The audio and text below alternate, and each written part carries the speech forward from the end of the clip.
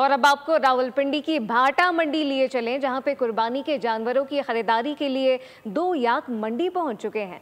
दोनों पाक खरीदारों की तवज्जो मरकज़ बने हुए हैं। इस हवाले से बात करेंगे। हमारे साथ मौजूद हैं मलिक सईद अवान। मलिक सईद अवान, बताइएगा याक यहाँ पर पहुँचे हैं और क्या देख रहे हैं, किस तरह से इंजॉय कर रहे हैं यहाँ पर आने वाले लोग?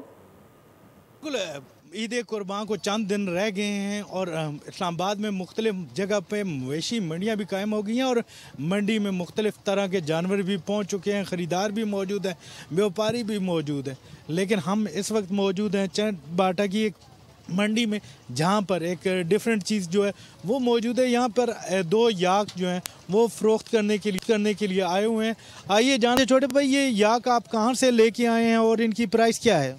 जी, ये हम ताजिकिस्तान स्कर्दू बॉर्डर से लाए हैं और 1 साल हमारे पास इनका हो गया और ये हम 7 लाख रुपए का एक लाए थे, अभी बेच रहे हैं। एक का 7 लाख, दूसरे का 3 लाख।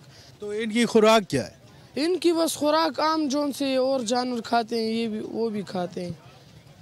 जी बिल्कुल, इनका यही कहना था कि 1 साल हो गया इन्होंने याक रखे हुए हैं और इसकी कीमत जो है वो 7 लाख रुपए तालबा है और डिमांड कर रहे हैं।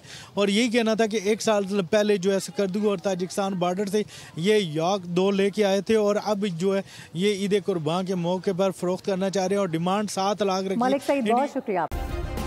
सब्सक्राइब करें और बेल दबाएं ताकि कोई खबर रह न जाए।